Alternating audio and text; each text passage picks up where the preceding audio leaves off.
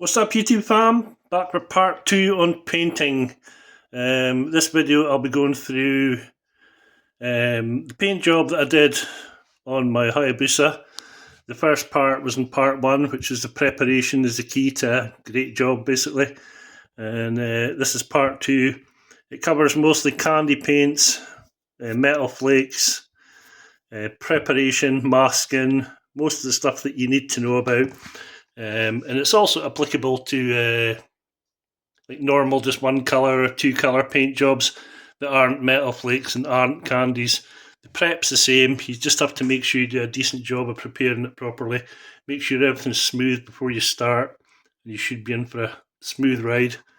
So I'll post it up here just now, hope you enjoy it. If you do, put a like down the bottom, just to remind me that I'm not wasting my time doing all these videos, and I might even make some more. I've still got clear coating to do. The reason the clear coating isn't in this video is that we're now into December. I paint outside 90% of the time, and it's just too cold. So the clear coating is getting... The clear coating, second phase of the clear coating is getting done next year. I've done the first couple of coats.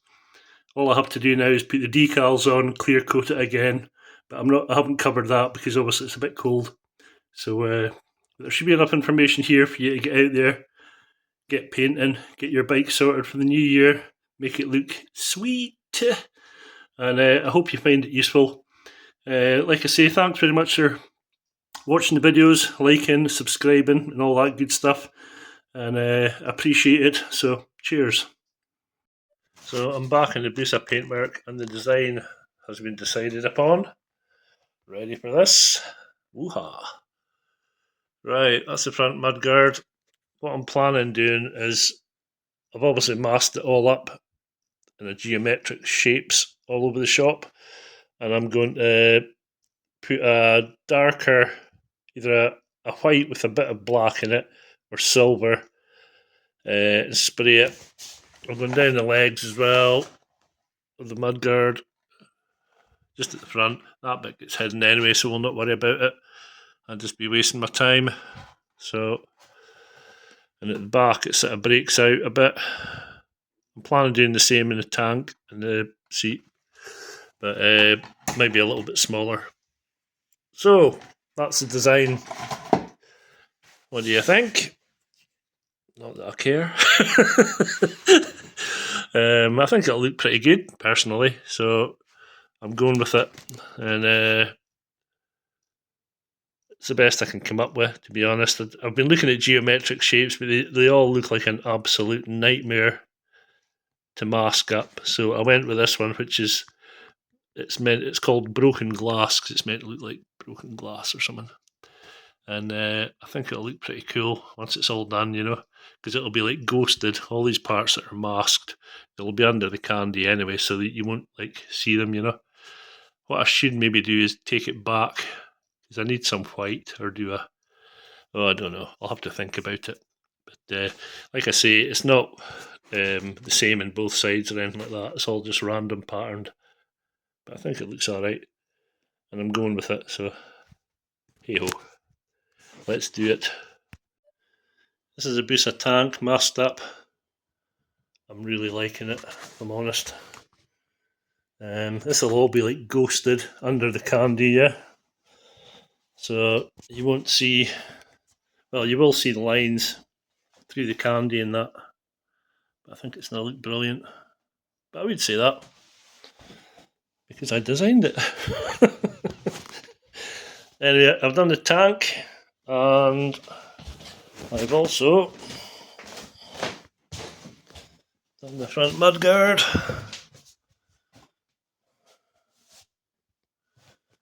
You know, not too much of the breakaway on the mudguard. So it's taking shape. So the seat's been done as well, as you can see. Oh, I'll give you a quick tour. That's my horse behind it, shimmering away. Yeah, so I've gone for geometric again, obviously same as the rest. Underneath as well. I think it looks quite smart. Might do a little slight redesign on the tank of a bit that I'm not too happy about. Where is it? We'll see. Probably just leave it, to be fair. Took forever and used up. So next up is to spray this, and then I don't know if you can see it as well or not, but like, see these triangles? They're like breakaways from the main design. So like the front and coming around the bottom of the tank is all like joined, if you like, and all these like parts coming off the back are all separate. So once I've sprayed the base down, what I'll do is I'll mask up the front part where my finger is, yeah, and then I'll spray these back bits with the lighter coloured flake, and some of the white that's on here will be white, but the front part, like round in front of the tank where my finger's going, like this side, that'll all be the dark blue. So I think it'll look quite cool. I'll either do that or I'll mask the whole lot up, and I'll try and gradually fade from the dark blue to the light blue whilst you're still seeing the white in between the shapes, if that makes sense of any sort. Probably not, you probably think I'm talking gibberish, maybe I am. But that's the plan anyway, so next week, hopefully if we get some decent weather, I'll get some of this sprayed. Okay, welcome back to part 2. Join me as I'm redoing some paintwork here on a mudguard. We've already done through the prep stages in part 1, so this is going to be spraying stage. And I've got my spray gun here set up. I've got a water trap over there I've just emptied. I've got the gauge in my gun. As you can see, it's set to just over 2.5 bar, and we're going to paint this. I'm going to describe how we're going to paint it because I can't really film it and paint it at the same time. We've set our fan up to about 6 inches. Let me just show you that. This is my test board.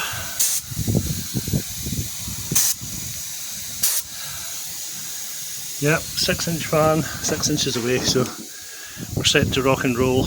Now what I'm going to do with this is I'm going to do around all the edges first. This will be the fan pattern, all the way around the edges of the mudguard, go right the way around it, and then I'll start from the edge, do this edge, take a pass or two down here, and then the other edge, take a pass or two down there. That way you make sure you've got your edges covered and like up to this first part, okay? And then after that, what I'll do is I'll turn the mudguard side on so that we're facing it like this, and I'll use the gun, and we'll do probably about 4 passes with a 50% overlap on each pass, yeah? And then I'll usually give it another quick squirt at both ends just to make sure your edges have got plenty on them, and that should do it. I'm also doing this fuel cap for my bandit, it's round the corner. So that's the story. Like I say, we've got the thing set up, it's about 2.2 bar and a 6-inch pattern, 6 inches away from the board. So I'm just going to hit this now and I'll come back once it's done. Okay, so that's it done now. As you can see, it's got a decent sheen in it. However, it is a 2-pack paint, so I need to clear coat it afterwards. I'm also going to put some graphics on it. But that's it, painted. Same with the fuel cap. Now what I do when I've got various types of paint here. Most of it's 2-pack, which is a base coat and a clear coat. Now you can get base coat raw, which you have to add thinners to, or you can get ready for use. This is a base coat raw that I bought, but I mixed it up to the special colour, and you can see in the top we've got RFU in it. That means ready for use, so I don't need to add any more thinners into that because it's already been thinned down. It's just a reminder, because like I've got quite a few tins of paint lying about, and you'd struggle to remember if your stuff was pre-mixed or not. I don't normally pre-mix it, but I pre-mixed this because I needed a lot for my complete body kit, if you like. So what I'll do now is I'll empty what's left in the gun back in the tin, and I'll clean it out with this thinners. And then once I've cleaned it all out with thinners, take the gun to bits, clean the cap, take the cap off and all the rest of it. Take everything out, the needle out, clean everything. And then once you put it back together, put some fresh, clean thinners through the gun, spray it outside, and then when you're spraying, stick your finger over the end where the needle is there, and you'll get back pressure, and it'll back pressure it up through your cup. You'll see bits of thinner coming out the top, and that's just cleaning out the inside part of the gun. This part between here, between the end and the needle, if you like. This part here, it'll clean all that. But it should be clean anyway because you'll have cleaned it when you took it apart to clean it, which I'm away to do. And then once you've done that, just stick it back in the rack with other guns and you're good to go for the next time. I usually leave a tiny little bit of thinners in it, and then just before I put new paint in, I'll empty the thinners that's in the gun into the cup. Okay. And another quick tip: when you're cleaning the gun out, right, I've emptied that yellow back into the tin. Now, rather than use thinners to clean all this out, what I do is I get a bit of old rag, which I have here, and I'll clean 90% of that yellow out of the cup, and that way you don't need to use so much thinners because I'm tight. Okay.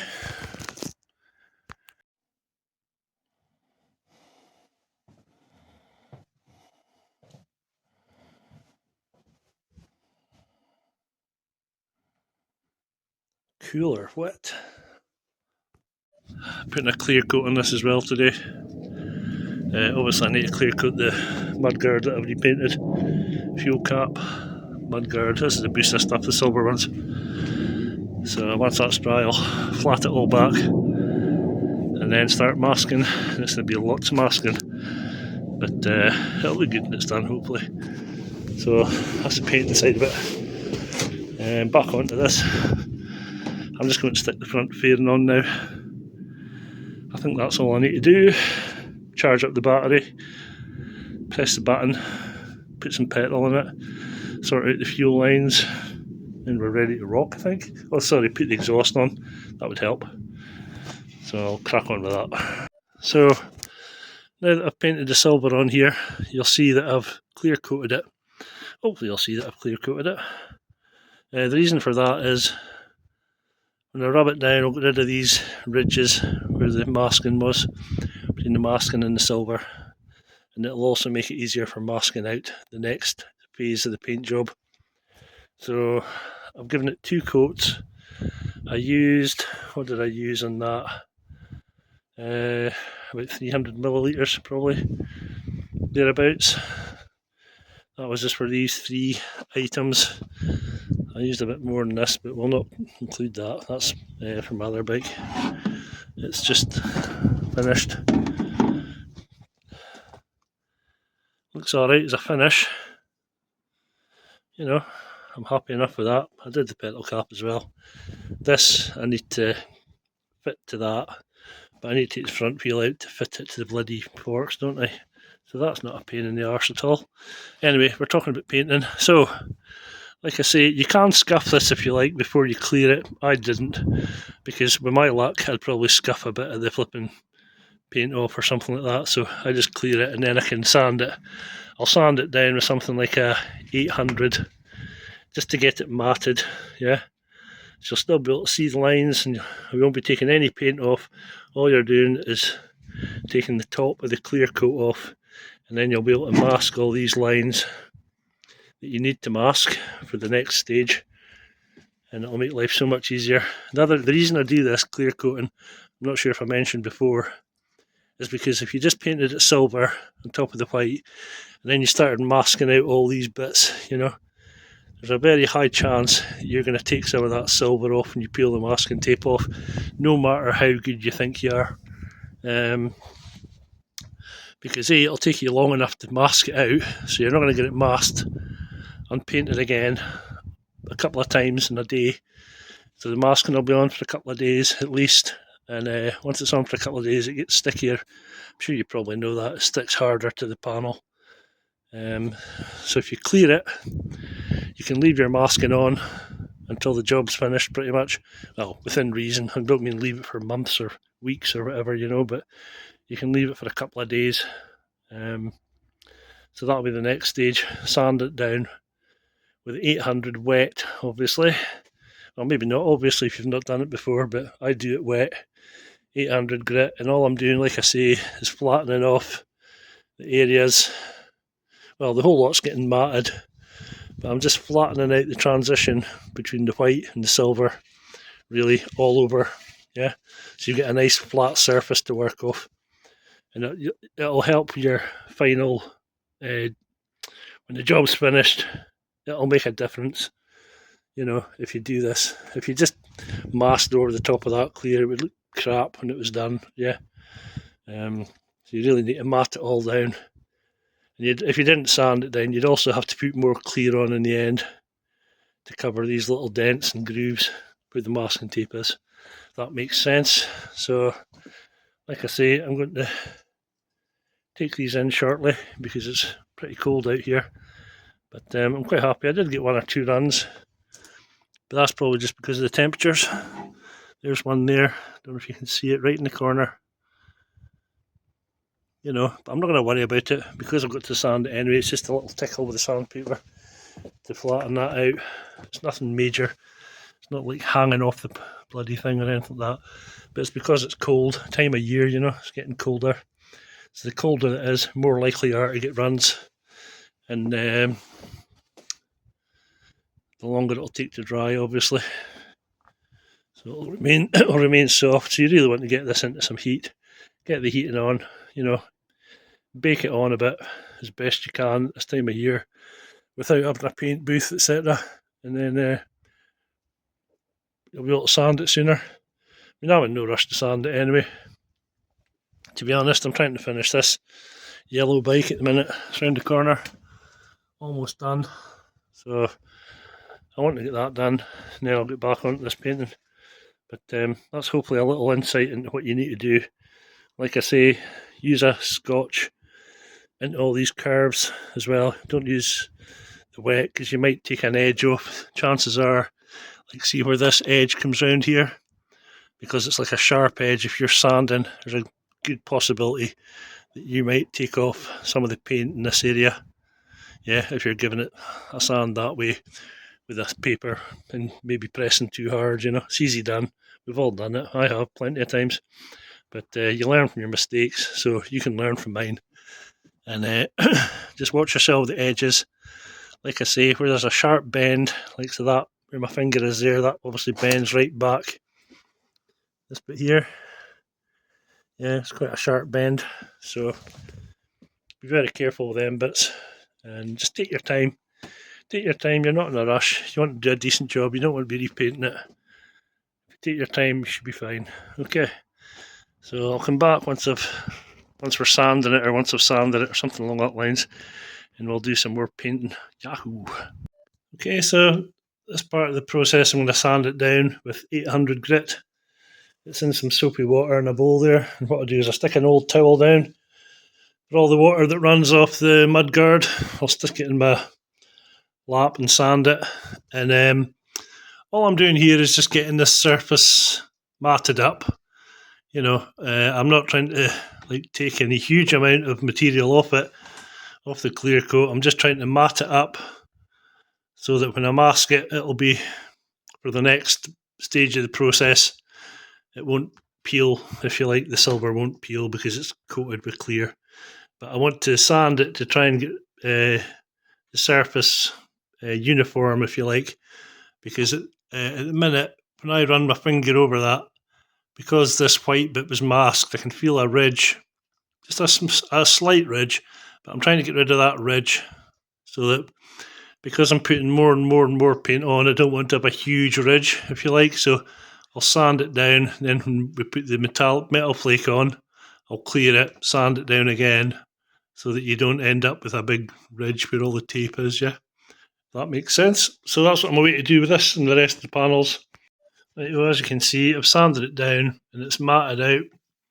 There's not too many low spots or high spots. You can see it looks lightly mottled, but we won't worry about that because the metal flake that covers it is a thick coat, if you like. But what I have done is I've made it nice and smooth for the next coat to go down on. You can't feel the ridges of the lines where the lines are, which is what we're aiming for. And I haven't gone too far. If you go too far, you'll be picking up silver in your sandpaper. That's the last thing you want, because then you'll have to clear it again before you can sand it and mask it. So that's the mudguard done, pretty much. I'm going to let it dry, see if there's any bits. See that bit there? It looks kind of run, doesn't it? When you see it in the light, I'll sand that a little bit, especially that bit there, that bit there. But like I say, it doesn't matter hugely because the metal flake's going to cover all that. But just for my own personal flipping dignity, I'm going to sand it. And then we'll do the rest of it and we can start masking it back out again. Now that's it sanded down for the masking. You'll see some parts beside the lines where it looks like there's a build up of clear. That's because there is, because it's been coming out of this line here that's been sunk. There's also a couple of minor runs. There's one up here somewhere. But my rule of thumb is if you can't feel it with your finger, then it's okay to paint on top of. There's one there. I've taken the top off it. I don't want to go too daft in these, you see, because I don't want to go right down to silver. That'd be a disaster. So, like I say, if it's smooth and you can't feel anything with your finger, then you're okay to go. So what I'll do is I'll wipe this down with wax and grease remover. Like I say, it's not perfect because I painted it outside, but it's not too bad, you know. It's not too bad. That mottling bit there's just because I haven't sanded it flat to the silver because I don't want to, because that would be too far. That would be me going too far if I did that. So you can live with a bit of mottling. There's another run there. I'll put my finger over that. If I can feel it, I'll sand it again. If I can't feel it, I'll leave it. Okay, so wax and grease remover and then mask it up again with the orange tape. Kaboom. So we're back masking and it's proving to be a touch tedious, this one. And it's one of those jobs where you kind of think, maybe I should have chosen a simpler design. However, I didn't. So, as you can see, I've used mostly masking tape. I used one bit of paper here for some bizarre reason, I don't even know myself. But another quick one for you is I'm masking inside here as well, so that it doesn't look like it's not got flake in it, obviously, when it's meant to be silver. Yeah, and I've just followed the line of the masking.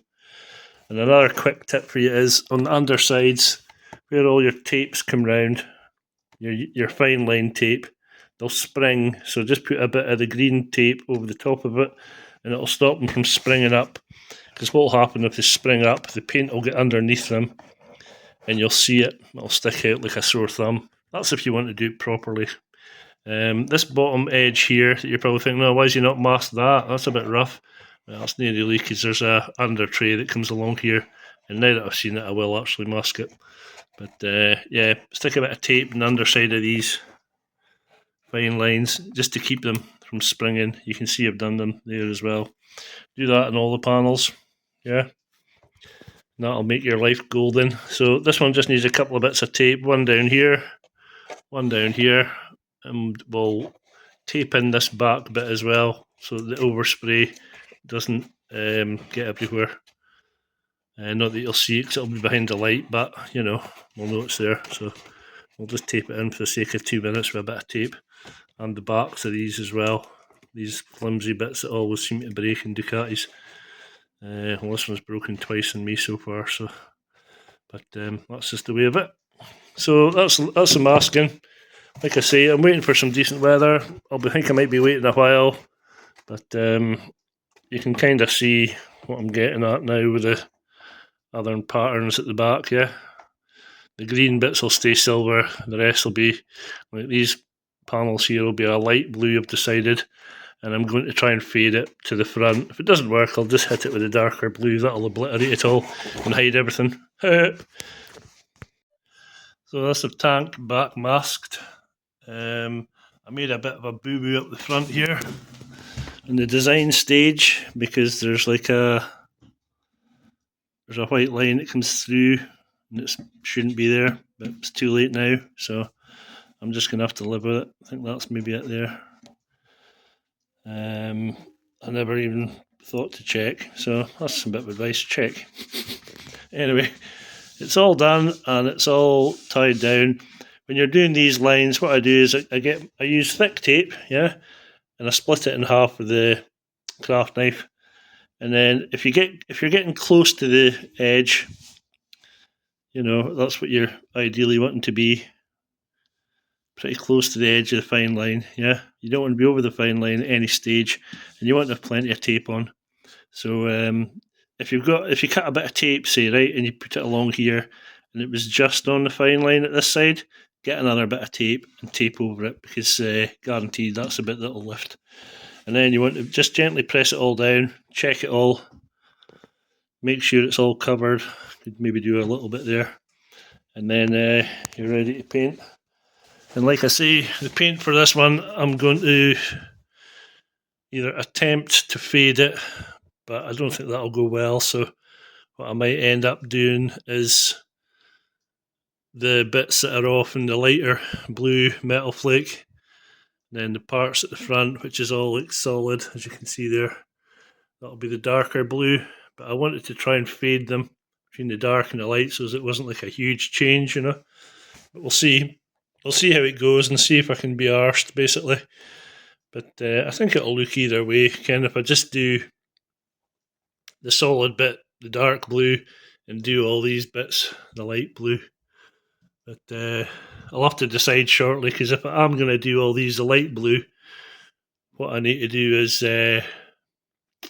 mask off the dark blue area, and then do them light blue, and then mask off all this back area, and then do the rest dark blue.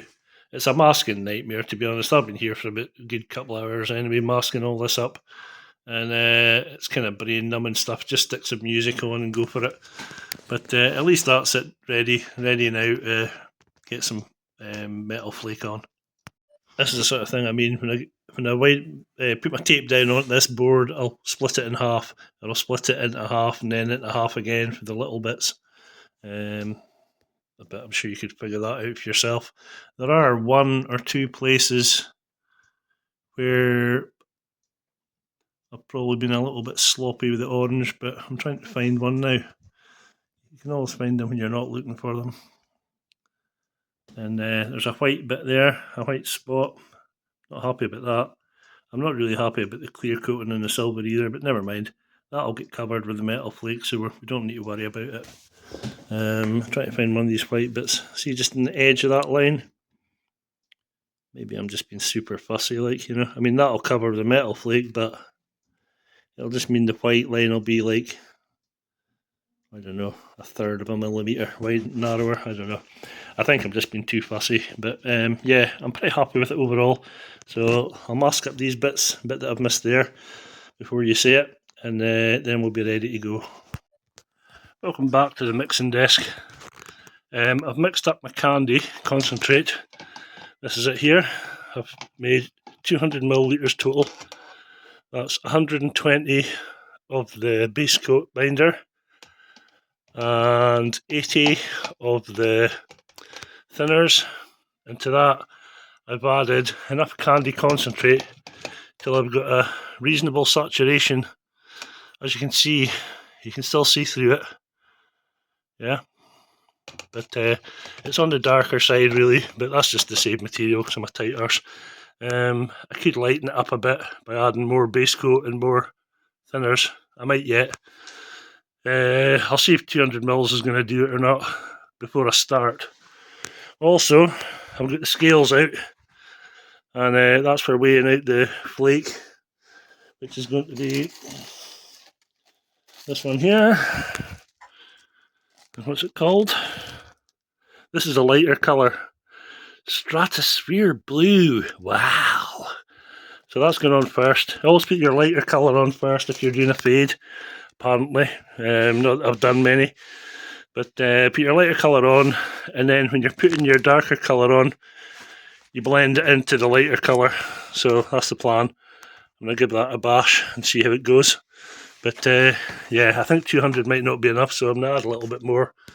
I'll maybe mix up to 300. You're better to have too much than not enough of this stuff, because if you run out, you'll never match it. Never in a million years. So we'll do that. I'll add a bit more in here and I'll show you what it looks like. This will be the before. There's a little bit in the dark side. Right, I've added some more. We're up to about 330mm. This is after. This is probably a true reflection of what the colour shade will look like. The other one's a bit dark, to be honest. So I'll mix my flake into that. I went and lost the little cup I had for measuring the flake out. Naturally. It went down there somewhere. I'll have a quick look, see if I can find it. Right. I've not gone for the full 20 or 30 grams. I've gone for 15 because, I mean, that's masses that's in there. I don't know if they're just trying to sell flake by telling you to put in more than that, but you really don't need to. That's like absolutely loads. Right, we'll get this loaded up into the gun and get it firing on the panels. Oh yeah, that looks nice. I like it. Get my gloves on, which are sitting there. My gun's ready and waiting there. And what I'll do is I'll stick a little bit of thinners in that first, just to lubricate everything before I start putting paint through it, because I don't want anything to stick. Okay, so we'll do that. I'll set up the pressure. The pressure is going to be low. It's not going to be 2 bar. It's going to be about 1.5 bar. And the fluid will be so currently 1.5 turns out. I'll see what that looks like. The fan's obviously on full, and we'll see how it lays down at that. Right, that's the first coat on. As you can see, I've emptied the paint gun, and I'm going to give this stuff another mix, and I'll show you why. I'll also have to mix up some more. If you look closely, you can see there's some like darker spots in it. That's the pigment of the candy. It's not fully mixed through. See that one there?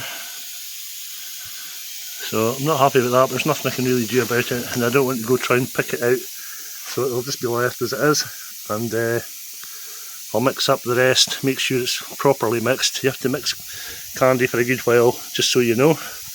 But it's turned out not too bad. It's a bit lighter than I thought it might be, but it'll be fine. I'll get another coat once this dries. It's pretty cold today, so that could take a while.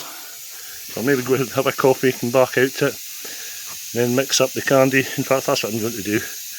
But yeah, it's going on alright. So the next colour will be the dark colour, which I'll fade from the front into it. And then I'll stop before I get to these panels, if you like, and just flick onto them.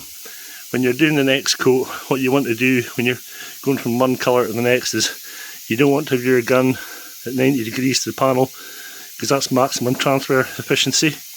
Yeah, you want to have it at an angle, about a 40-degree angle, so that you're blowing it at an angle onto the panel, and also so that when it flicks out, it won't, like, if you're going at 90 degrees and just flick the end out, it would just kind of stop, you know. So you need to have it at an angle when you're putting it on, when you're fading paint. So that's what I'll do for the next coat, once I've given this another coat, obviously.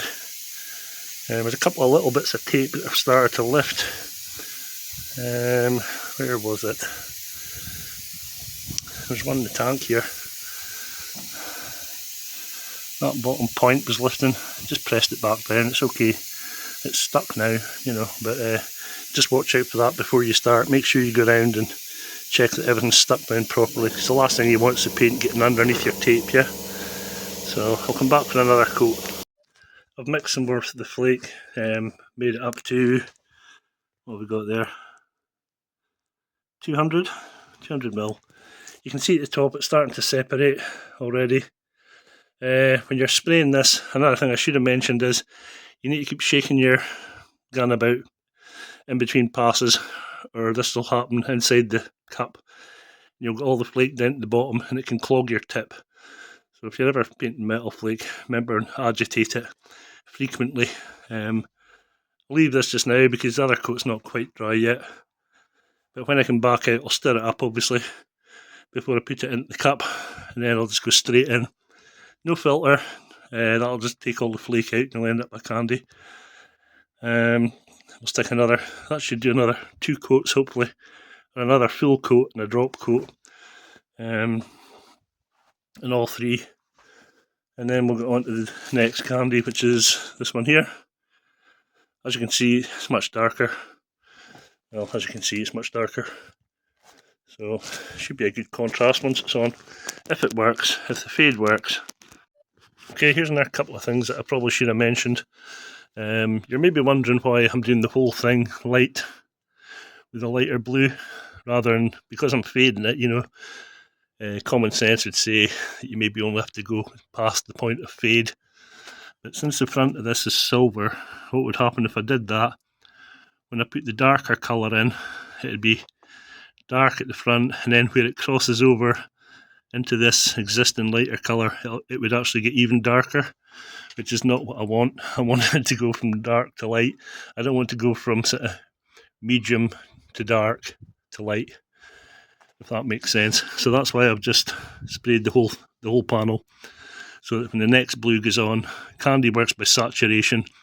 Candy works by the amount of coats you put on it. Okay, so it's because it's translucent, it obviously gets darker the more you put on. Like, you know, I could put another 100 coats onto this and it would probably get to a dark blue, you know, just because of the nature of the candy. But I won't obviously be doing that. But like I'm saying, if I stopped here, say, with a light colour, and went with the dark, it would look terrible when you finished it. Okay. What else do you need to know about candy? I think I've probably explained in other videos pretty much all you need to know about it. Now, I'm just hoping that this, see that bit there? That's one of the bits of candy that's telling you it wasn't saturated. Sometimes they can run as the paint dries, and you can see that it's maybe slightly running, but like I say, there's nothing I can do about it. I'll just put on more paint, and it'll darken up obviously when I put more candy on it, and that should hopefully get rid of it. So I'm just about to mix up the next coat. This is now dry. Always test it, don't test it in actual paint, for God's sakes. Always test it in a bit of masking beside it. You can see there's nothing coming off my finger. It's obviously dry enough to paint. But I always like to leave plenty of time between coats. The last thing you want with candy or flake is runs. It's an absolute nightmare. If you get runs in it, there's no way on earth you're saving it. You're going to basically have to start again. Yeah, so light coats, that's the secret. Lots of light coats.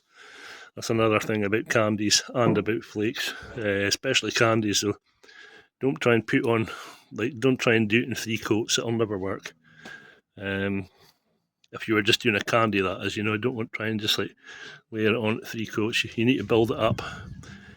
Your silver base, lots of light coats, and you'll get to where you want to be. And when you get to where you want to be, stop. Don't think, oh, maybe just put another coat on, because it will darken.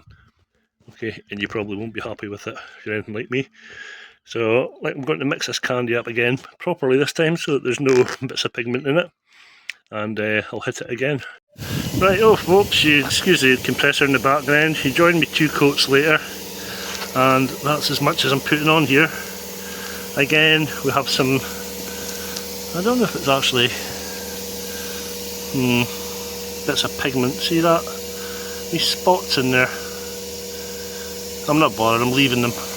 You know, there's nothing I can do about it. So it turned out the colour that I want. So now what I'm going to do is I'm going to fade the blue into the light from the front and from the underneath onto these.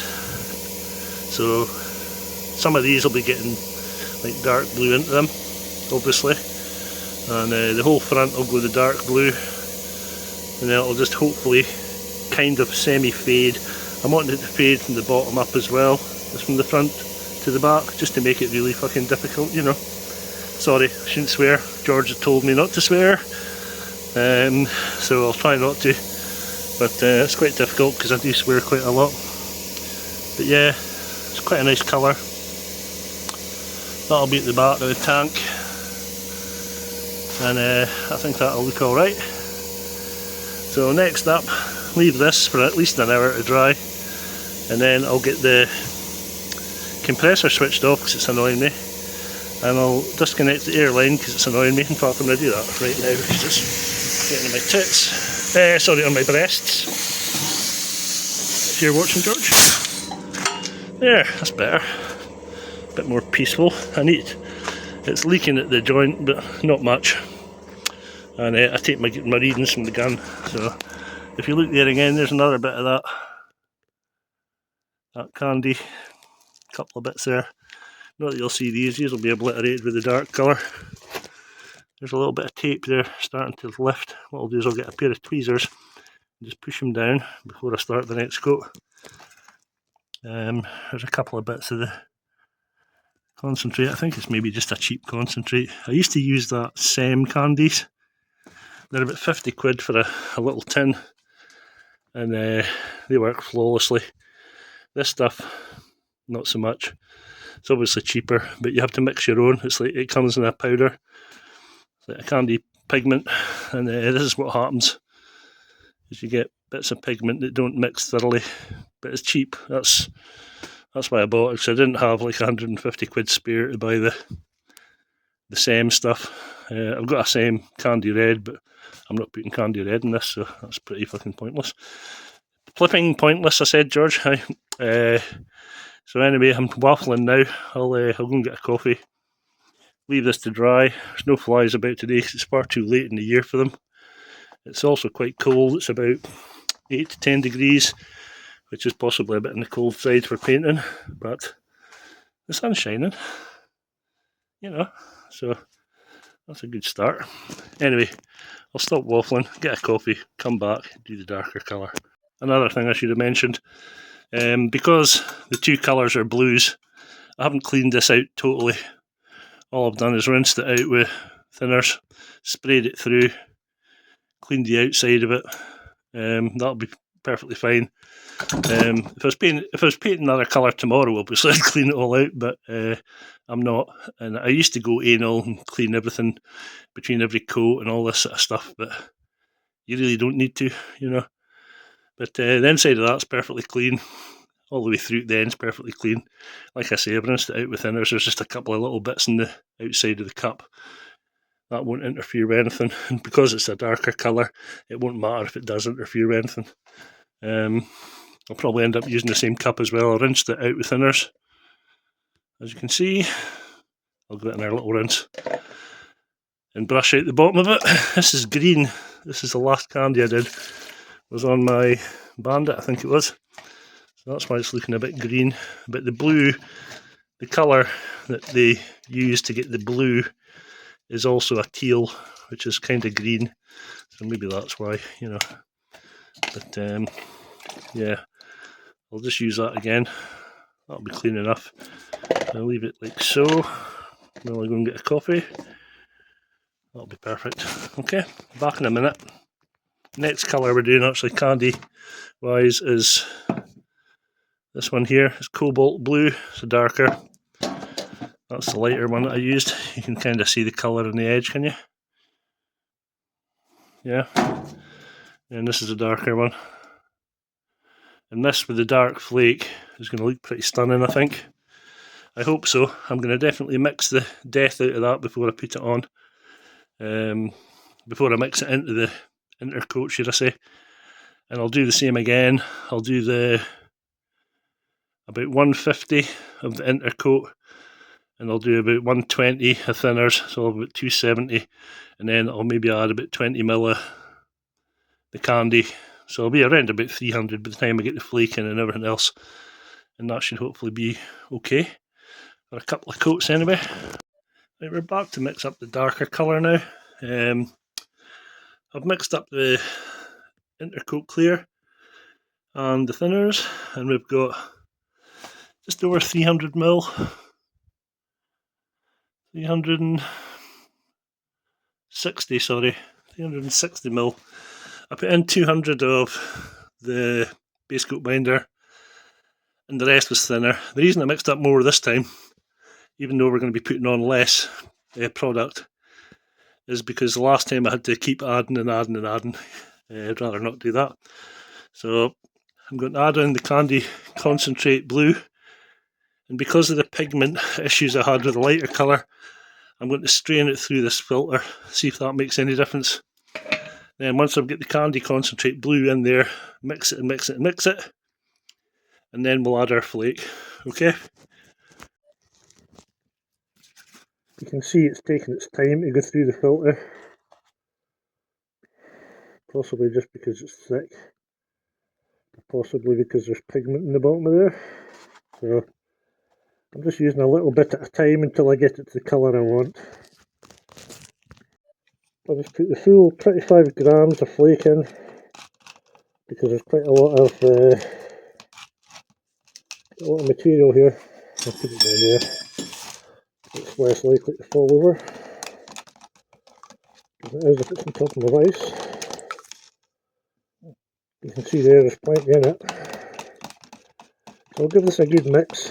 Like I say, I strained the pigment, the concentrate, candy concentrate pigment through it. So I'm going to spray this on.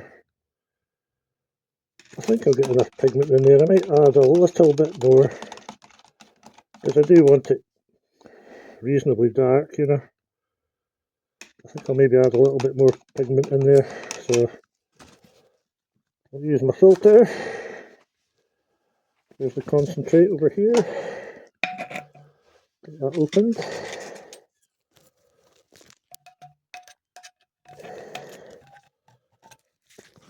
Right, sorry about cutting off, but there's not much point in you looking at a picture of a blank screen, is there? Right, so I've added some more concentrate in, and look at that for a colour. That's perfect, I would say. Like I say, I used the full 25 grams of the flake, so it's going to be rather flaky. Yeah, that looks mental in a good way. So what we'll do is we'll get the gun out, get it all fired up, give this a really good mix. First of all, make sure everything's mixed right into it, so there's no chance of any possible parts of the concentrate coming out.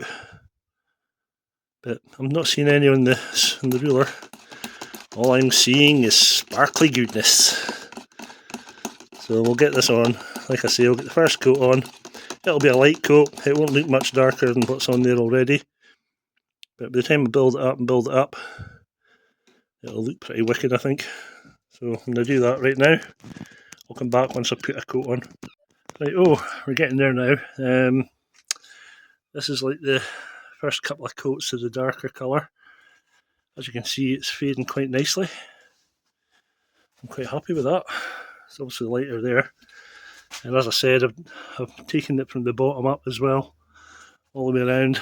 And you can see that it's sort of starting to transgress into the back about here.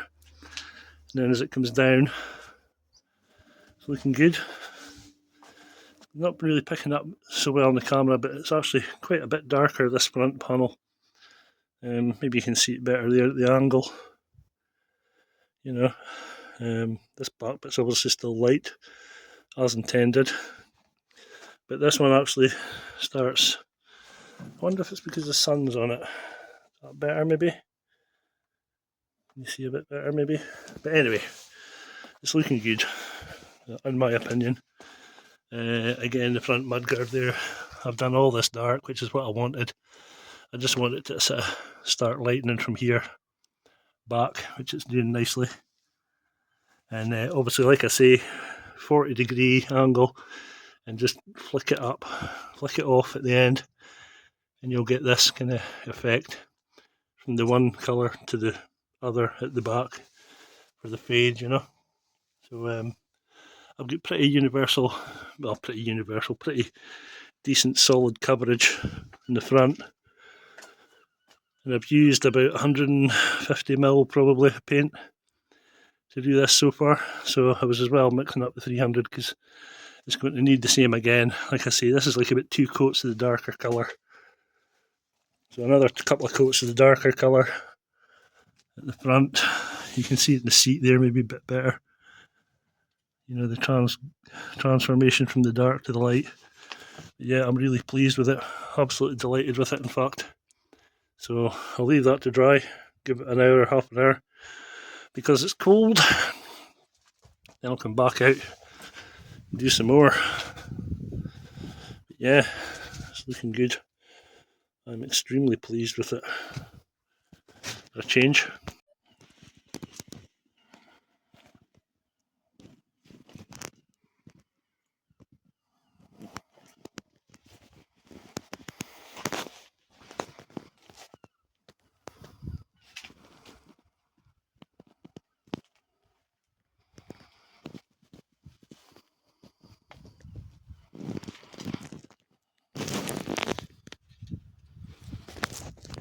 So another couple of coats of the darker blue in, and might show up a little bit more of the transition from light to dark. It's really good.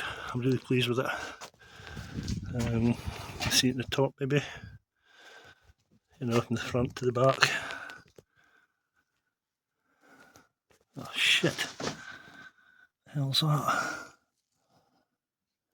Oh, you bastard! Great. Okay, I'm removing the masking tape at the minute, and you can see what I was kind of aiming for with the paint job, hopefully. Lighter at the back, darker at the front, with a bit of blend in between. Now, when you're doing this, what you need to be extremely careful of is removing your fine line tape. What you want to do is catch an edge, use yourself a scalpel, and just lift the edge, and then when you peel it, where it's crossed, peel the bit that's on top first. Obviously, if you can see which one's on top of the other, peel the top one first, because you don't want to be peeling this and then this one starts pulling off, because what it'll do is it'll probably lift the flake in the corner or the candy in the corner. And just take your time. That's extremely important. Just take your time and always make sure that you're peeling it back in itself. And by that I mean, like, if this is a tape here, you'd be peeling it and you'd be holding it as close to the panel as you possibly can while you're taking it off. Because if you don't, shit like this happens. Now you can see where it's lifted some of the candy at the side there, and you can also see a tiny bit here. That's what else I was talking about when you're pulling it back and it takes the other bit off. It's actually taking a coat of the candy off. Now I'm not particularly bothered about this because the seat covers this part and there's a lock that goes in here, and if anybody's looking at that tiny little mark there, then they'll get a slap around the head. But yeah, it's got to be fairly sharp, you know. What I did as well, when I took these, I cut them at the joints here because I didn't want the paint going underneath, you know, or it would look like a sort of smudge, I guess. So take your time. Don't be in a rush taking this stuff off. You want it to turn out sharp, fairly sharp, like mine has. It's fairly sharp, I guess. So that's taken me probably 20 minutes, half an hour to take that off. And you can also see when you're going over vents, take the paint over the vents too, because if you stop that, if that bit in between the two blues was silver, it would just look keek. So don't do that. Take it straight across the vents. I know it doesn't have a white line above it and all the rest of it, but, well, sue me. But it does look better than if it was all silver. Yeah. And it's a nice colour. I like that blue, to be honest. Quite like the blue at the back as well, if I'm honest. I quite like the white around it. I think just accents it a bit, you know. Makes it look that little bit better. So I'm away to start on this mudguard. And what I'll do is I'll start by taking off the paper at the back. and then I'll start taking off all the fine line. But first off, I go underneath and peel all these parts that are tying it down. Yeah. Same with the back, peel all the tape off underneath first and then obviously work from there. But like I say, I cannot emphasise enough, take your time with it, and you'll get a decent job. Okay, so that's unmasking, and then what I'll do after it's been unmasked, when it's in this state here, I'm going to leave that to harden up for a day or two, and then I'll go back into it, and I'm going to put a holographic flake over the top of the whole lot, and what that'll do is it'll flake the silver. The silver doesn't have any flake in it at the moment, so it'll still look like silver, but when it hits the sun, the holographic, you'll be able to see it like sparkling in the sunshine, you know, and it'll look awesome, trust me. So that's the seat unit done, pretty much. Mudguard next, and then I'll leave the tank till last. Okay.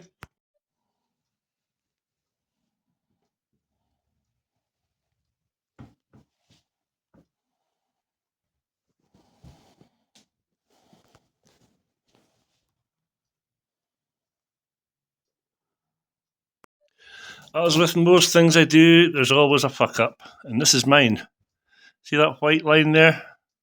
It's not meant to be there, or if it had, I should have put another one at an angle and covered it in with the blue. However, I didn't. And it's too late now, so what I'm going to do is I'm going to get my airbrush out.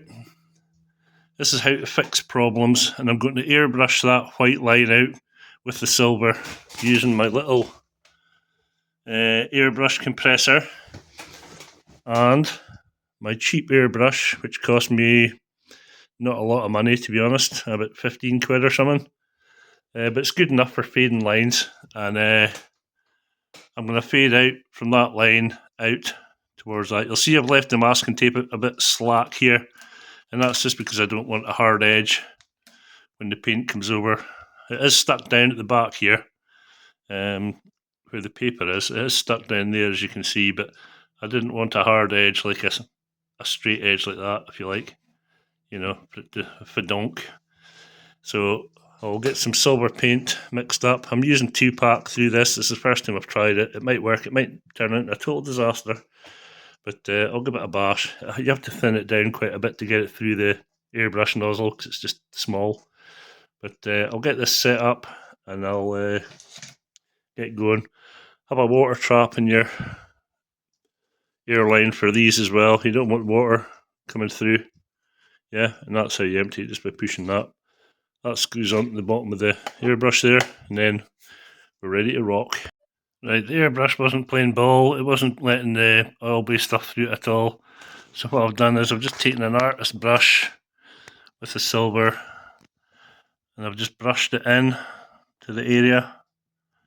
You can't see the white line, I guess, but it's maybe not the best of jobs. But it's silver, so it'll be fine for painting over. If I put it in the light, you can just see the lines of where the masking tape was going up there, but I did sand it down. I'll maybe give it an air stand and then give it an air coat, but that's about as good as it gets. We'll see it once it's all done, then you can judge it. And it's at this point that a 5-minute job turns into a half-day ordeal. The paint reacted that I put on with the underlying, so it actually took it down to the primer. So there was like not a hole, but an indentation here. So I've had to sand it back, and I've now filled it with dolphin glaze that I mixed up. So I'll leave that to set, and then I'll sand it. I'll initially sand it with 240, then I'll go up to 400, or I might start at 400 actually because it's finished, and then I'll go up to 600. And then what I'll do is I'll mix up a little bit of primer and brush it on in the area that's filled, and then I'll sand that back with 600. And then I'll use the silver again on the brush and put that over it again, and then hopefully it'll be ready to clear coat. But like I say, this is just part of painting, and it's an absolute royal pain in the hole. And the only reason that this happened was because I was pissed off because you could still see the two lines. So I decided to try and sand them out. But as I sanded them out, I must have gone through the clear coat underneath. So when I put the paint on top of the whole lot that was like sanded and all the rest of it, it just started frazzling. So I tried to save it, but by putting more paint on it, but that never works. Obviously, you're just kidding yourself. So it's best to stop at that point. So I stopped there, sanded it back, and then I filled it again. So, like I say, once this filler dries, I'll sand it with a small block and start again. Fucking magic. Right, so I've brushed on some primer. It's turned out not too bad, to be fair. I'll have to sand it all back, obviously, from the back edges. I've kind of tried to feather it out as best I can. At this point, we're just making the best out of a bad job, to be honest. But once it's sanded back to round about the area where it's been filled, I'll put some silver over it, and I'll just sort of try and blend it into the surroundings as best I can, and then we'll be ready for clear. You really do need to have patience for this kind of crap. Anyway, that's it silvered up for now. I might put another coat on it, but I'm not going to force dry it, because that's why it reacted the last time. I'll just leave it to air dry beside in front of the radiator. Give it a few hours, maybe 3-4 hours, just to be sure. I mean, it'll be dry before then. The solvents will evaporate before then, but I'll see what it looks like. If it needs another coat, I will. This area here at the top looks a little bit darker for some reason. I think it's just because I never covered it with the silver. So I might need to put some more silver on. We'll see what like. I've sprayed the holographic on here. You can just see it. I used 250 millilitres for this, and I've basically just got one decent coat on it.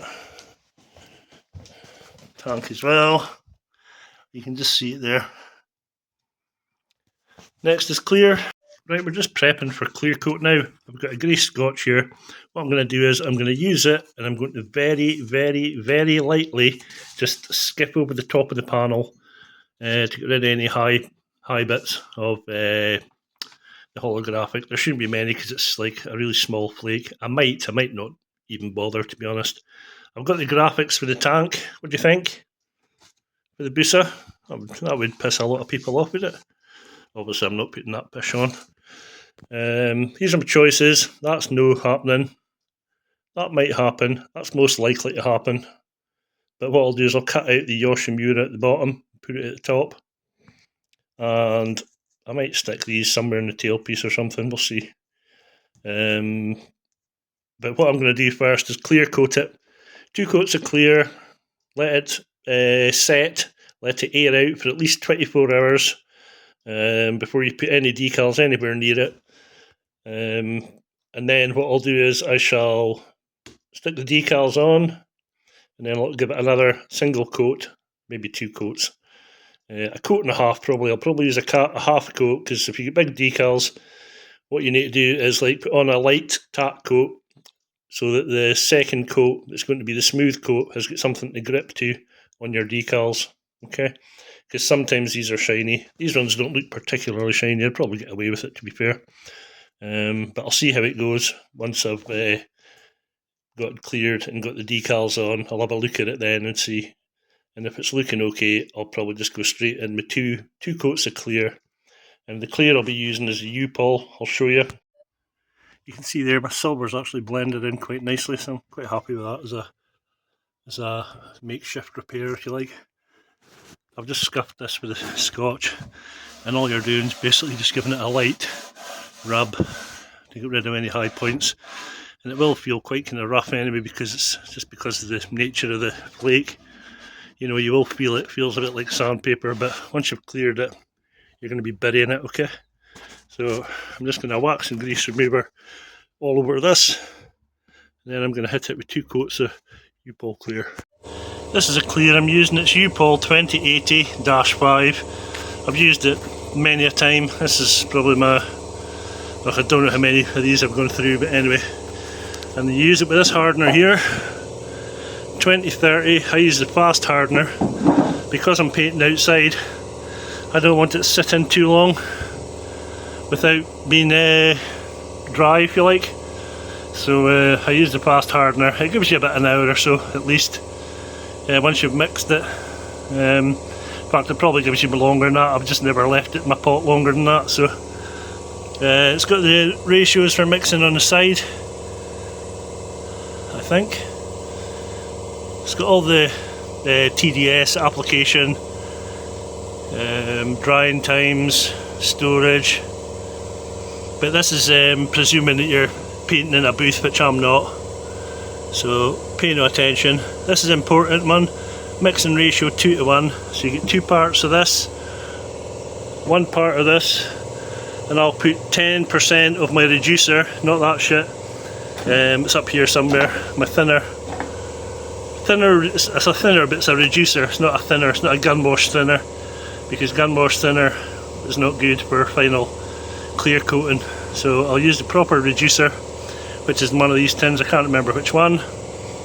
And like I say, I usually put in about 10% thinners, if that, maybe 5%.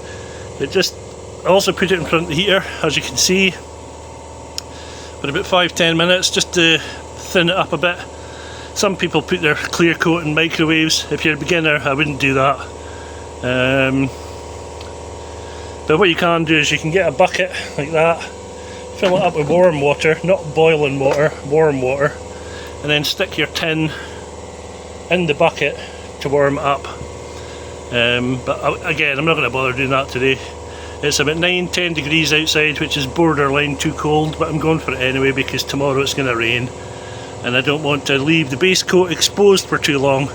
So I'll get a cup out, I'll mix it up, 2 parts of that, 1 part of that, 10% thinners, stir, stir, stir, make sure you do a good job of stirring it, and then we'll go and put it on with the 1.4, that one on the right, and it'll look sweet, hopefully, if I don't fuck it up. Right, well, I'll put my first coat on, pretty heavy. You can still see in the reflection there's wee lumpy bumpy bits. That's with the flake, I'm afraid. You just have to bury it. So you have to put plenty on, but don't put enough on that you're running. Okay. Same with this bit. Same with the mudguard. It's looking okay for the first coat. I'll leave that at least an hour to tack off, and then I'll go back. At least half an hour, shall we say. I'll come back in and see what it's like in half an hour. If it's still not tacked up, I'll leave it a further 20 minutes or 15 minutes or whatever till it is. Then we'll get the second coat on. Second coat won't be the finished coat, obviously, because I've got decals to go on after. You can see it looks like orange peel, doesn't it? It's actually not. It's just the flake, honest.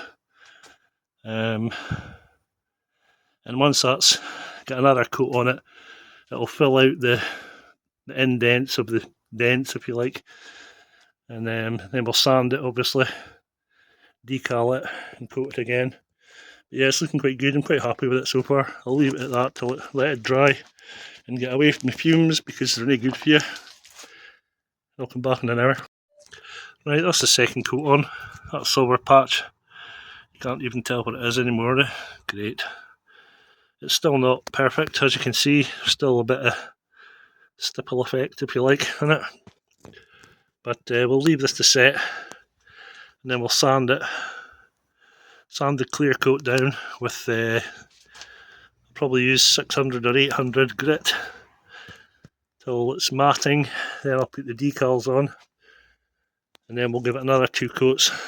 Same with the back, same with the mudguard.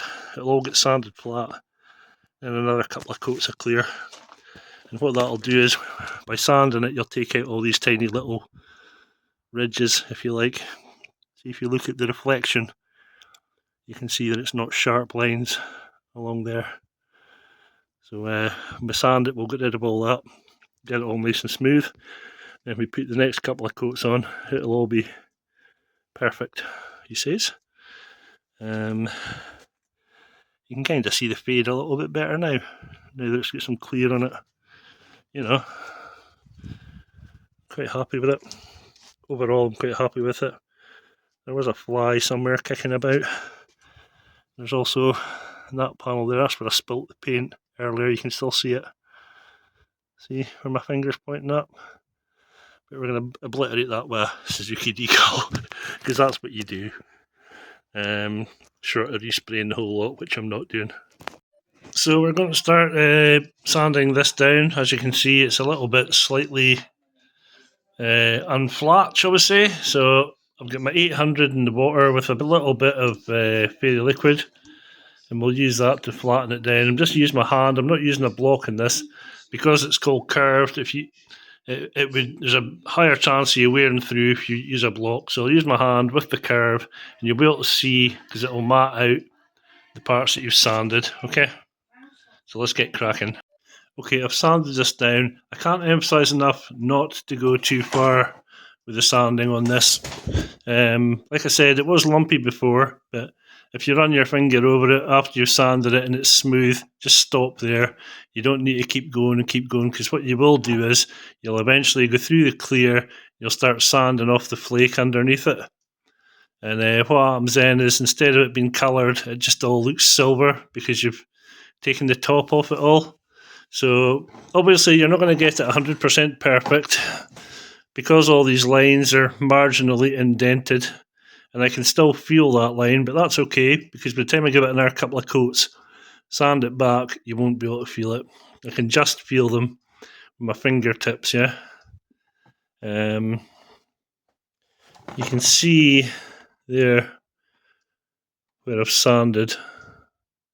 You can see that I'm sanding the clear coat, and I'm not going into the paint or the flake underneath it.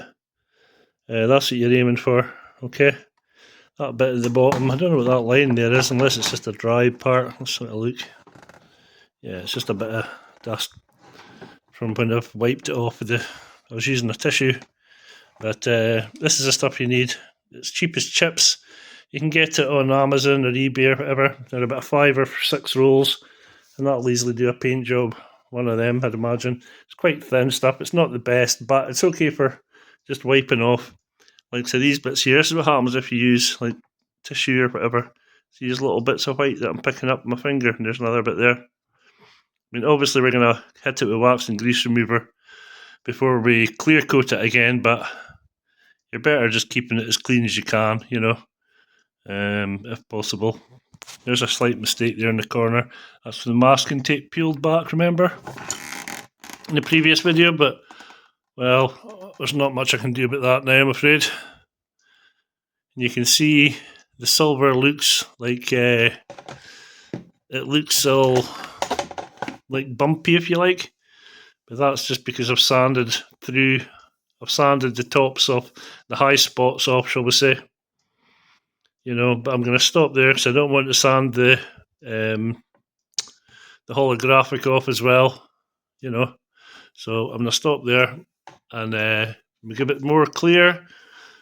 Be careful on these edges because that's where you'll possibly rub through, and especially this edge here where my finger is. That's where you'll rub through. This is where you'll rub through. This is where you'll rub through. So just go canny on them. Give them a very light scuff with the paper. I'm using 800 grit wet. You can use 600, but I prefer the 800 because it's not quite as severe, shall we say, as the 600. And although it takes you slightly longer, I think you get a better job at the end of it. So, like I say, that's fairly smooth now compared to what it was like before. It was kind of like dragging your hand over some 800 grit paper, to be honest, because of all the flake in it. But now it's fairly smooth. So when we give that another couple of coats of clear, that'll just smooth it all out nicely. And it'll also bring it up to a really nice shine. But we need some decent temperatures before we can clear coat that.